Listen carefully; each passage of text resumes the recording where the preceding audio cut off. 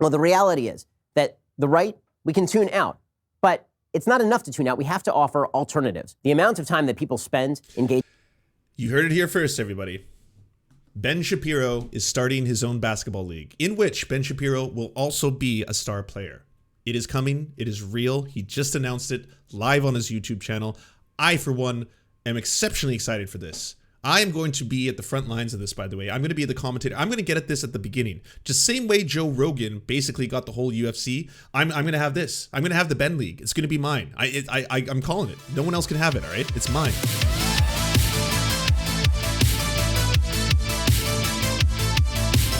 I don't want to listen to you. I don't want to hear words come out of your mouth anymore. I'd rather listen to Ben Shapiro talk about the movie, all right? This is the stuff I want to see. This is exciting. Ben Shapiro's got a movie coming out. They're in the entertainment business. I mean, it's not his first foray into all this, by the way. He's been doing this for a while. He's got a book. You can see a really good review of that book on Jose's channel if you haven't checked it out.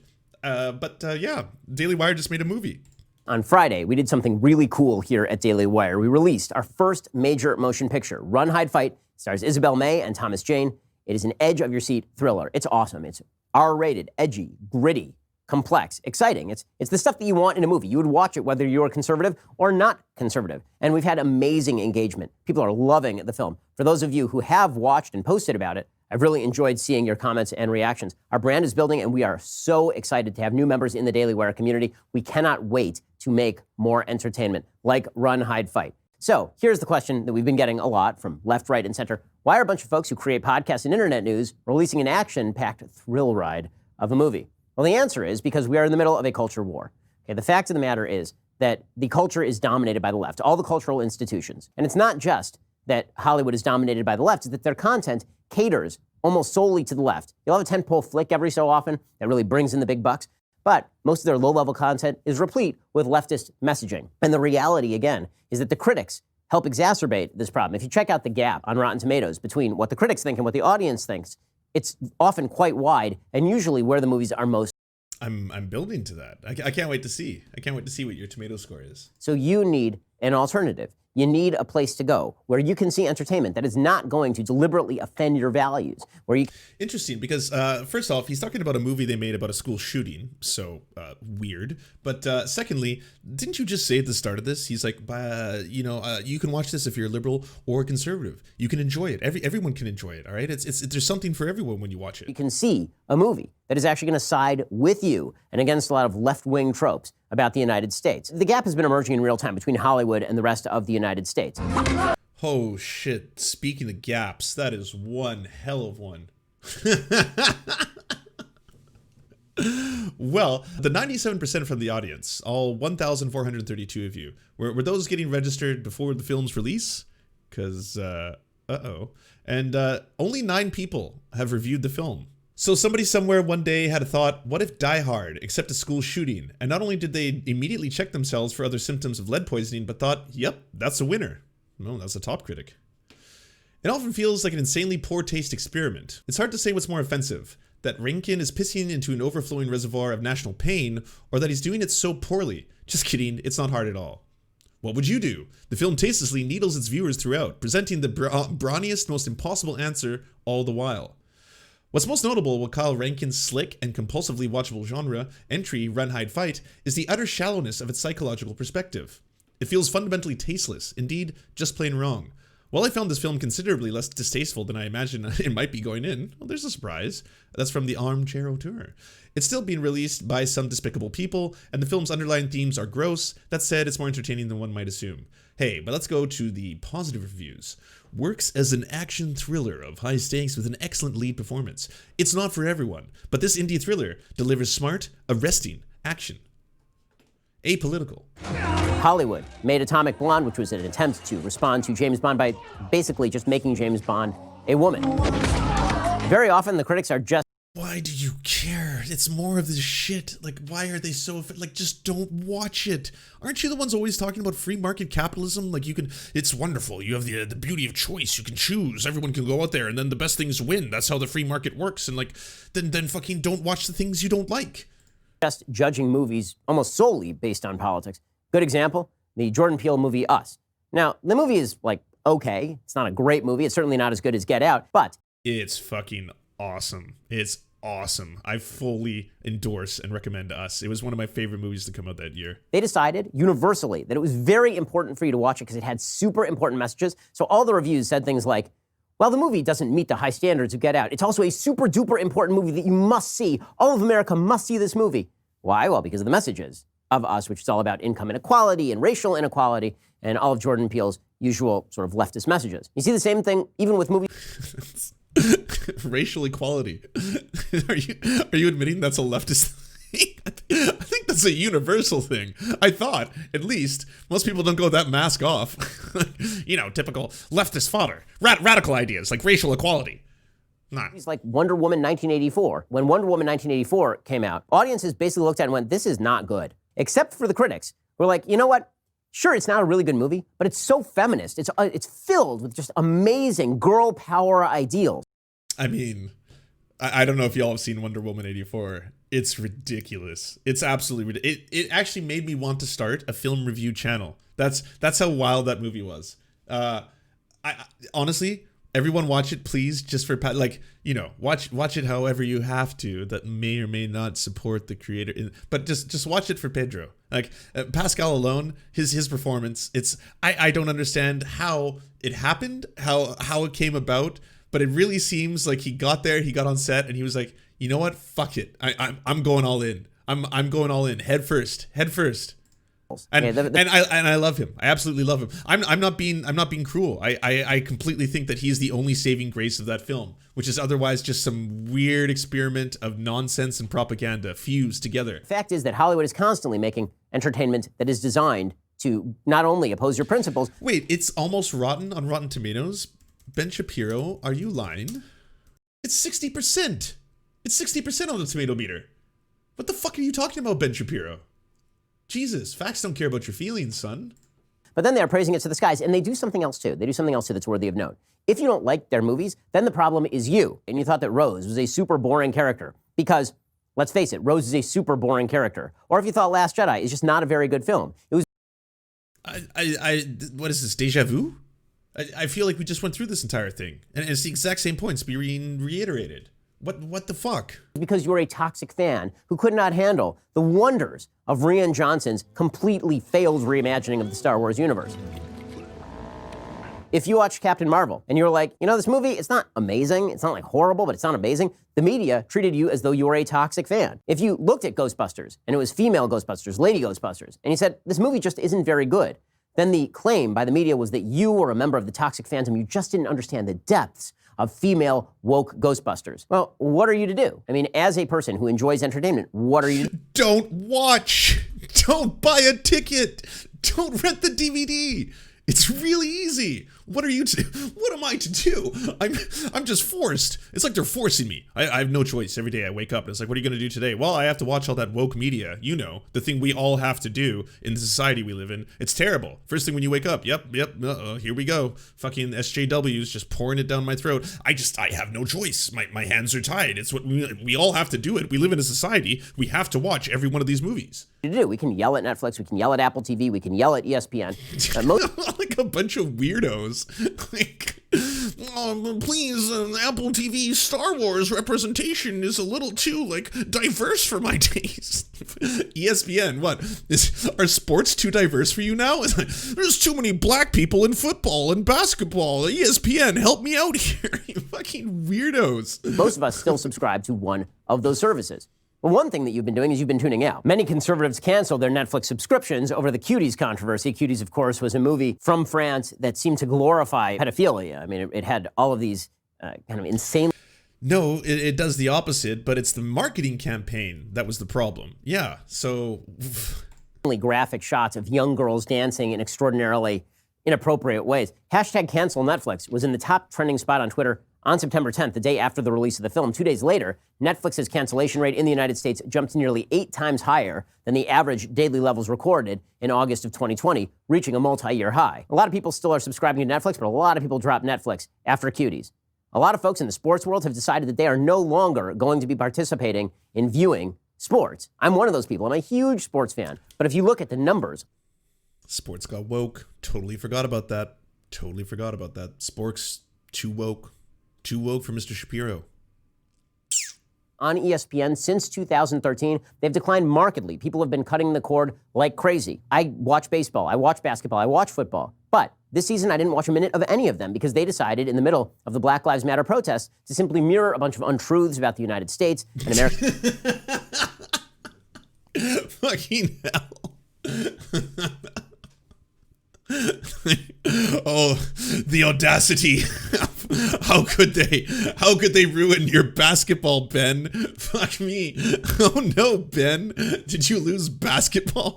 Again, I would have loved to have seen it like the day he's watching that in his house. He's just like sitting there and all of a sudden he's like, oh, what? They're kneeling? This is my basketball. How could they? How could they? A pox on them. Cancel ESPN right now. All of you, no one is watching this. Oh, I can't wait to talk about this tomorrow. America's systemic racism. The idea was that if you didn't really want to see equality, throwing up an alley-oop for Black Lives Matter, that somehow you were a racist. They allowed all of these woke messages to take over the entire sport and corrupt the sport so that you weren't actually watching sports, you were now watching MSNBC. They allowed this to happen? Could it be that they happen to have very large segments of the black population playing on these teams who see what is happening in society and they want to show solidarity? Could that have anything to do with it? Could it be these causes they're trying to stand up for are just? Could that have anything to do with it, Ben? Forbes reported that NBA playoff ratings have been slipping. That's why you stopped watching? This is so ridiculous. That's because they kneeled and supported Black Lives Matter? Fans grumble. The league has become too political. The Miami Herald study reveals reasons for enormous drop in sports viewership, including political dynamic. They say 70% of Republicans said they are less likely to watch live sports because of athletes' calls for racial justice. Well, no, it's not because of athletes' calls for racial justice. It's because athletes have been kneeling for the national anthem, suggesting that America is systemically racist and that all inequality. That's what that is. That's a call for racial justice. That's what they're saying. Oh, wow. No wonder he thinks racial equality is a leftist thing. Are chalked up to inequities, that the police are bad and racist across the board. Well, the reality is that the right, we can tune out, but it's not enough to tune out. We have to offer alternatives. The amount of time that people spend engaging. You heard it here first, everybody. Ben Shapiro is starting his own basketball league, in which Ben Shapiro will also be a star player. It is coming. It is real. He just announced it live on his YouTube channel. I, for one, am exceptionally excited for this. I am going to be at the front lines of this, by the way. I'm going to be the commentator. I'm going to get at this at the beginning. Just same way Joe Rogan basically got the whole UFC. I'm going to have this. I'm going to have the Ben League. It's going to be mine. I'm calling it. No one else can have it, all right? It's mine. We might have to change the rules a little bit.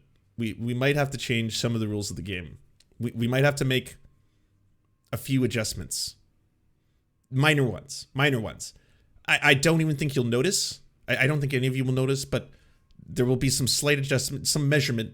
There'll be just the game itself will be played in a different style. Let's just say it'll be the basketball you know and love, just different. All right. Perhaps even better, more competitive, faster, if you will. That's it. Yes, faster. There you go. Engaging with entertainment content on average dwarfs the amount of time they spend engaging with overtly political content. There's a reason that millions of people believe lies about conservatives. There's a reason millions of people believe lies about America. There's a reason that people look at you, if you don't like these movies, as though you're a bad person. They've been trained to do so by a culture that despises conservatives. You can see it in nearly every film. You can see it in virtually all TV. It is a blanket statement about you, Hollywood is. They won't cater to you. Most obviously when they decided that Hillbilly Elegy was a terrible, terrible film because it took seriously the concerns of poor white people. So here's the thing. We need alternatives. It's not enough to just disengage. It's not enough to just turn off the TV. You need some place to go. The human brain wants narrative. The human brain wants to watch competition. We want engagement. And we need people who aren't political to engage with different sorts of content rather than disengaging entirely. We need to give people a different option. And so here's what Daily Wire is planning. Daily Wire will, in 2021, be jumping into the world of entertainment content. We're going to start by putting our stamp on TV and movies. We're going to make edgy and entertaining films that aren't trying to brainwash you every step of the way. The entertainment content is going to range from comedies and dramas that take... They're going to be edgy, everybody. Get ready. Can't wait. It's basically Star Wars, except it's not woke, and they say the N-word all the time. That's basically what I proposed. Take you seriously, and don't take advantage of your viewership to promote leftist causes. Okay, you're not going to be hit over the head with either right-wing or left-wing causes. the way that TV usually does. And the fact is that if you've watched even a single episode of SNL, it is basically just at this point Jacobin magazine with a couple of punchlines thrown in. A conservative who became the voice of a generation. Voice of generation TBD. With a powerful message. Powerful message TBD. That's the man from long ago. It's fucking lib shit. It's lib shit. It's always been lib shit. Yeah, and lib shit is more progressive than conservative shit. That is true. Who stood up to Donald Trump looked just like him. Head TBD. Close above head TBD. It's time to blow up the Death Star that is the left-wing monopoly on entertainment and to provide a replacement for your bucks so that you're not paying the people who want to see your values disappear. We don't just want to be producing entertainment that caters to your values. We want it to be provocative. We want to compete for the most important audience in the entertainment sphere, young adults. The films are going to be gritty. They'll be violent. We plan to push the boundaries because guess what? That's what people watch. The vast majority of conservatives actually want to watch the same kind of stuff everybody else wants. They're going to be violent. They're going to be very violent, but man, I'm sorry. I don't think you're going to see a single nipple. I don't think you'll see one. Like, I'm not even going to hold out my breath for the dong. Fuck, even modern liberal shit won't give us the dong. Like, free the dong, for God's sake. But it's just going to be like ultra violence. But hey, what a golden time right now. What a golden time to be Chuck Norris. Hey? Like, Chuck Norris, you just got like 50 new roles. Kevin Sorbo. What a golden time to be Kevin Sorbo. Fantastic. James Woods, welcome back. Hey, we got a whole bunch of movies coming out for all of y'all. They don't pay as well, all right? But they're edgy. Oh man, yeah, they'll edge you. Wants to watch, they just don't want to be insulted in the process. Well, we are going to be dedicated to making that kind of content. Our content may offend some of the people in our audience. We can't win the culture war if we're not competing for the people we are attempting to reach. It's not going to help to make a conservative more conservative. We need to make moderates more conservative. We need to take liberals and we need to allow them to see a conservative point of view through a medium that is going to attract them and isn't going to repel them. Well, this Sunday, you can watch me talk about this with Dallas Saunier. He's producer of Run, Hide, Fight. He creates content from this point of view, too. That's why we joined forces on Run, Hide, Fight. So I'm excited about 2021. I think you should be, too. Conservatives getting into the entertainment space, it's something conservatives have talked about for a very, very long time. We've expended hundreds of millions of dollars on white papers from think tanks. We've expended billions of dollars on elections. But until we engage in the culture... I love how he's pretty much just admitting, so we've spent a lot of money on war crimes. We spent a fuck ton and just a lot of terrible domestic shit as well. So we spent a lot of money on that. But let's spend a little bit of money making our own Marvel universe. Why can't we have our own Marvel universe where there's only white people? Because that's the problem, really, is that the Star War, it got too diverse. It's getting way too diverse. Did you hear there's going to be a trans Jedi? So we need our own now. Our own, and we need to keep it white. The same with sports. We got to keep sports white as well. That's the problem. So he's going to be starting his own league. My mentor, Andrew Breitbart, he used to say the culture is upstream of politics. If we never... That's such what a terrible sentence to have to say. What a sad thing that has to leave your body. My mentor, my senpai, fucking my sensei, Andrew Breitbart. Fuck me. If we're engaged in the culture war, how do we expect to win the political wars? We are getting involved. We want you to be involved too. We need your help. This content is not exactly cheap to produce. We need your help to let the word out. Oh, that's the point. He's e-begging. People know that you enjoyed Run, Hide, Fight and that you want to get engaged with the culture. We plan to compete in every arena because the left has spent the last 50 years taking over nearly every institution in American life. The only way that we're going to be victorious is if we push back all at once in every perceivable area, and entertainment is just the first step. So, well, I hate to tell them about the entire Christian film industry, but they've been doing this for a long ass time and they've spent lots of money and there's tons of movies. This isn't a new foray. They are horrible. They are horrible. Oh, hey, what about Hallmark? Hallmark is definitely conservative. It's hardcore conservative. I can attest to that. Like, Hallmark, you got that too. All the shitty Christmas movies, every single one of them. Like, what else do you need? Expecting that upon release of the film, there will be a second wave of critical hatred for the film, which is, again, one of the things that has happened not just...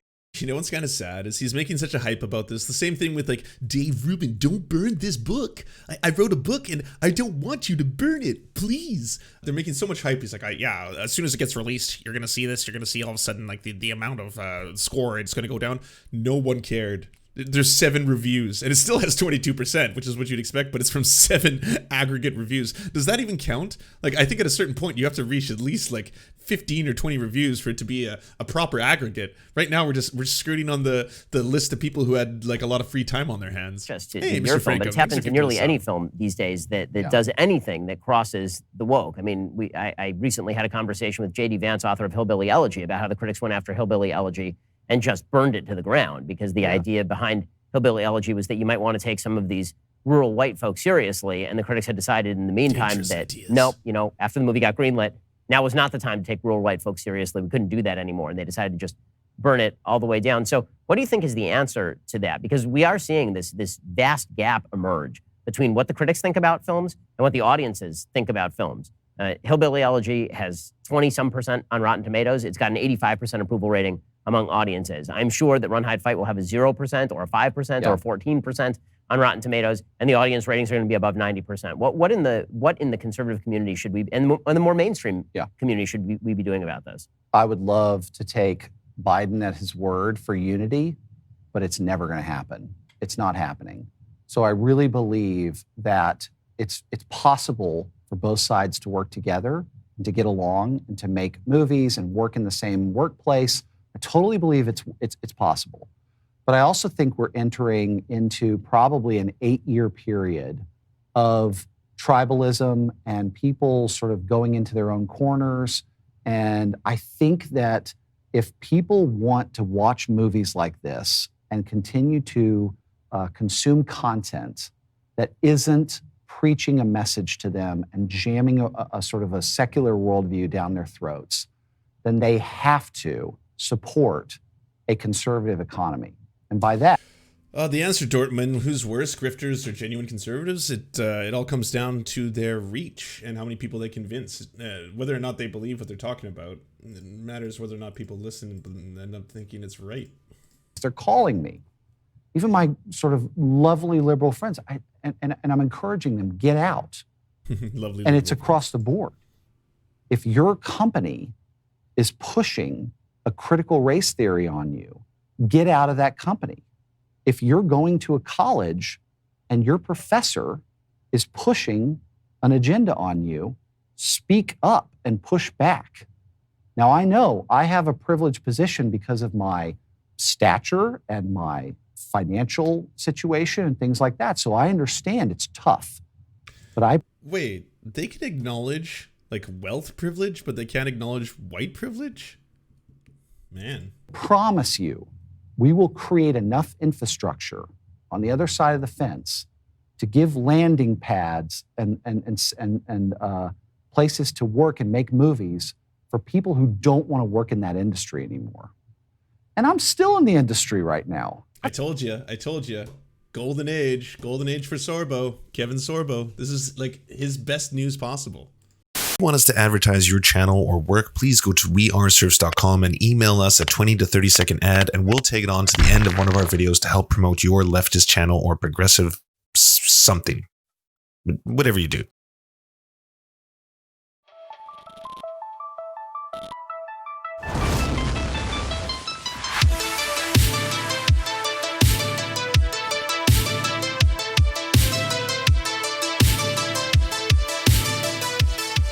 To our gods, I'm Raph, Xander Corvus, and Schlatsky. We shall build golden idols in your honor. To our monarch, Tom Spiker, you have our undying fealty. To our lords, Jeffrey Lamb, Trevor R., Hans Josephin, C. Bartlett, Jimothy K. Meeple Beeps Jr., Bisexual Black Gamer, and Trofox, we shall carry your banners onto the battlefield. To our Knights of the Round Table, Josh Mickelson, Dylan Byte, Zach Christensen, Todd Buckingham, Todd Lajeunesse, Political Puppy, Jimmy Bignuts, Andreas Chitoro, Good Poon Hates Cops, that's Solid Poon then, Dr. Zayas, Yoppie, Violent Orchard, Sophie Baby, Thomas Barrington, J. Fraser Cartwright, Goofalankius, Melissa Murphy, Nicholas Marks, Alexander Thaler, Ali Rada Jafer, Alex Gauvin, Radical Maniac, The Great Houdini, and Callie Kotka. We salute you.